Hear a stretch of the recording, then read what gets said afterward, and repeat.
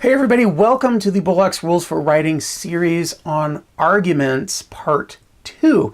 There was a previous series on arguments. I'm going to link it down in the description.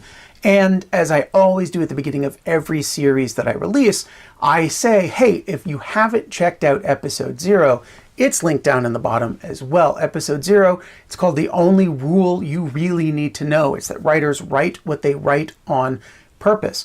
That previous series on argument was really just basics, nuts and bolts, the bare minimum that you need to have in order to write an argument. In this series, I'm going to get a little bit deeper and start thinking about or talking about some things that you can do to make your arguments much more effective and maybe, I don't know, win some. Theme song.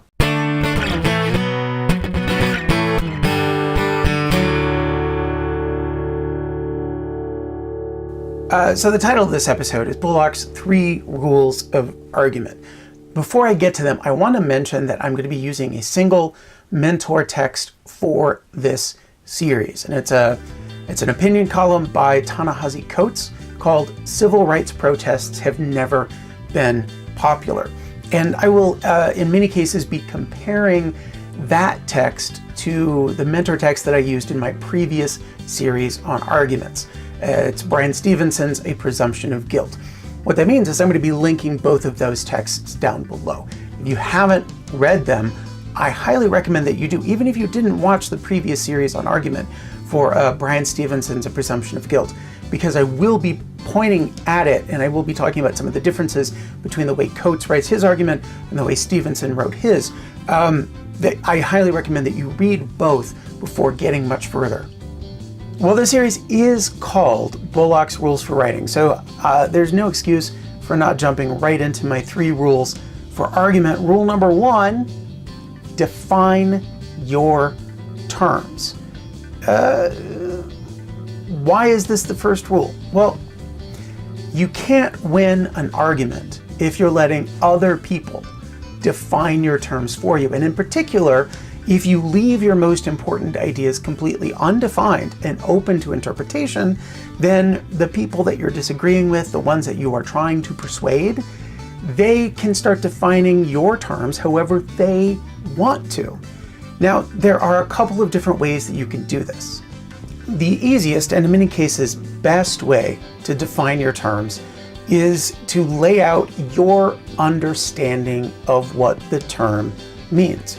Put it in your own words. You summarize all of your knowledge about this thing that you're writing about into a single sentence or two in the beginning of your essay. Being able to do that, it shows your reader that you've actually put in the time to understand what this thing is that you are arguing about. Basically, it's convincing your readers that you can be trusted to write about this. A second way to define your terms is to go to an authority, but you have to be careful here because English teachers in particular hate it when you start an essay, according to the dictionary, blah, blah, blah, or Wikipedia says that blah, blah, blah. Just don't even do that. It is not good writing. Instead, if you have to go to an authority, find an actual authority. If you're on the Wikipedia page, scroll down to those links at the bottom, read some of that information, and then cite, a particular person who has studied the issue or an historian who has a particular point of view on the issue. Something other than just what the dictionary says. Your definition may involve laying out a history, talking about it was like this, and then it was like this, and then it was like that, and now it's like this. That's kind of what Bryan Stevenson has to do in A Presumption of Guilt when he is defining that sense of a presumption of guilt. He takes historical examples and brings them all the way to the modern day.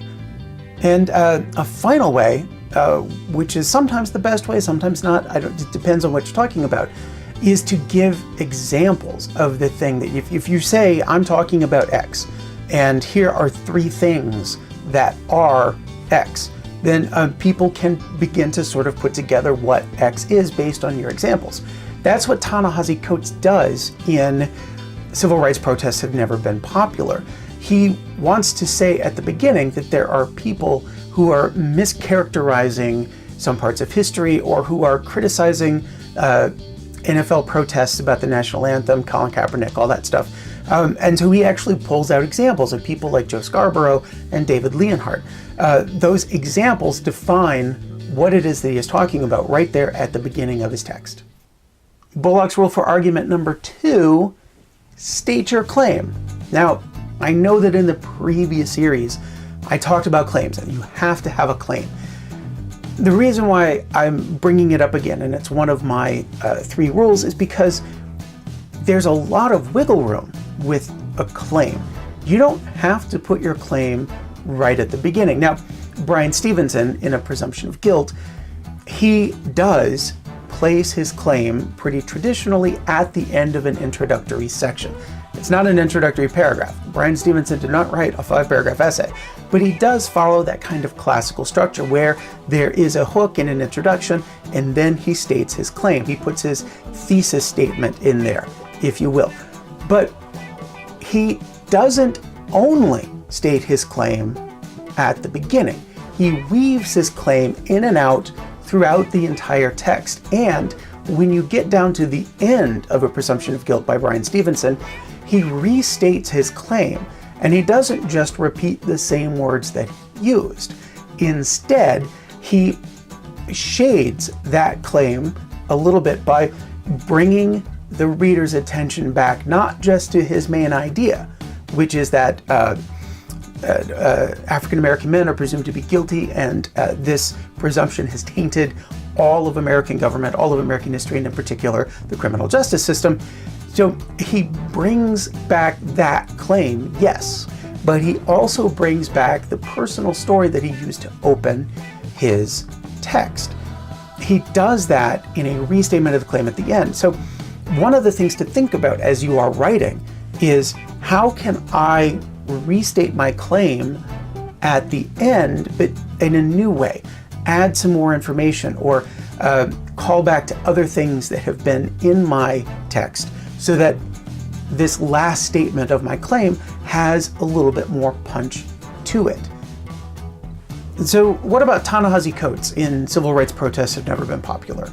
Well, you can go look for an introductory section with a clever hook and a claim at the end of that section, but you're not going to find it.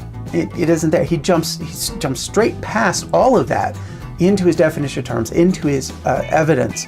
And in fact, you have to get to the last paragraphs of his text before you get anything like a claim.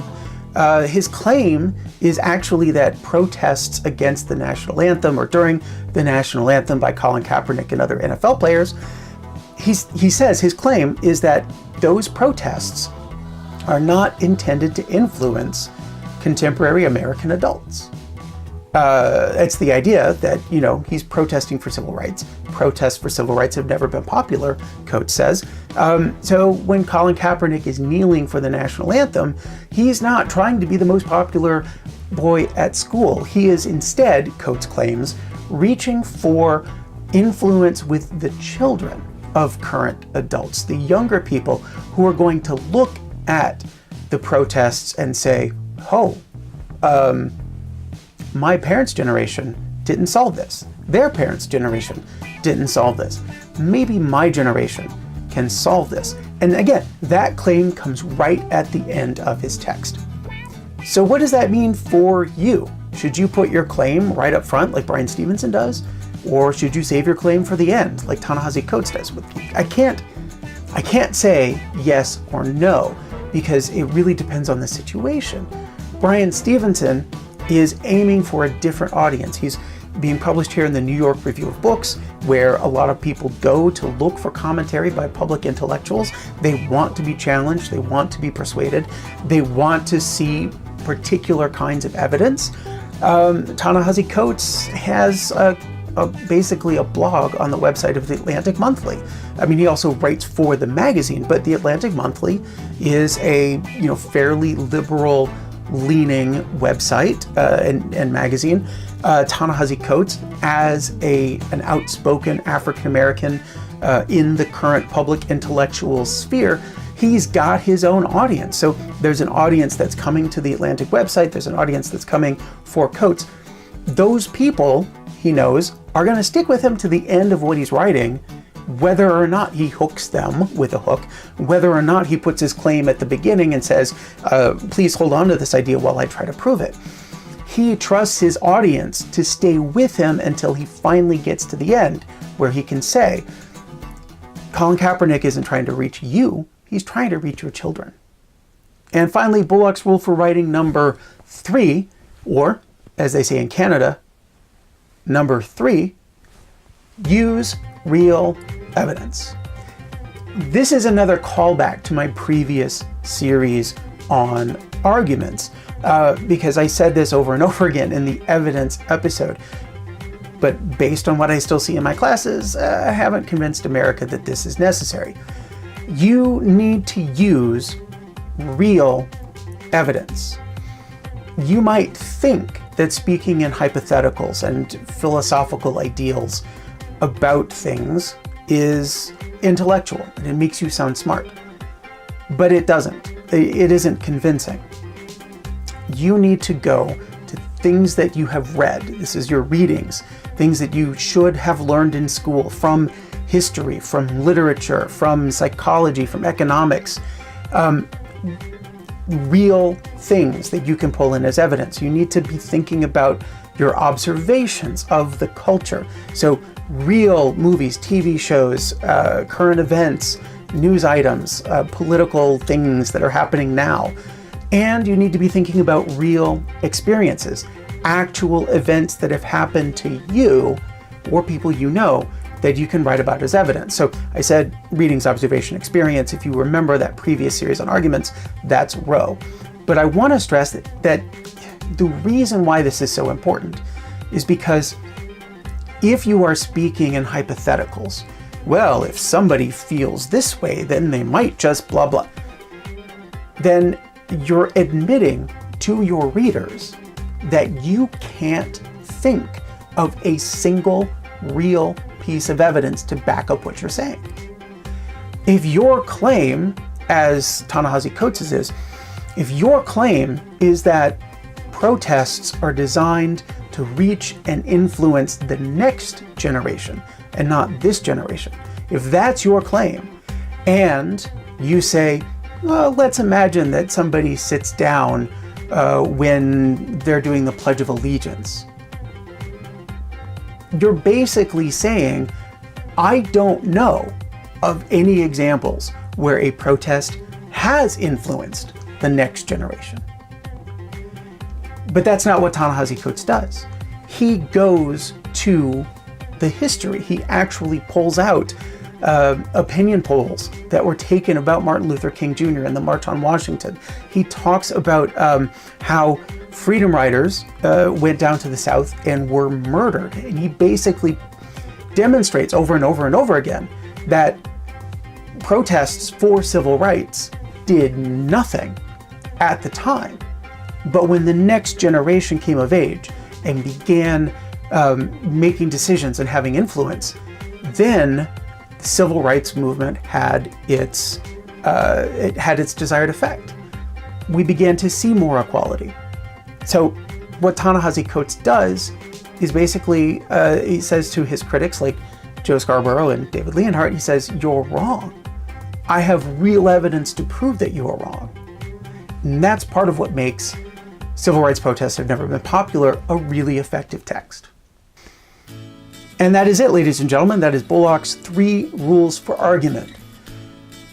Except there is a 4th rule that I didn't mention that it will come up in the next episode, because in the next episode, it was hinted at in this particular episode, but in the next episode, I start talking about how any debate that you enter, you are not the beginning of that debate. You will never be the beginning of a debate. So how do you take that into account, and how do you use it to your advantage to maybe win your arguments a little bit more often? Okay? I will see you for the next one.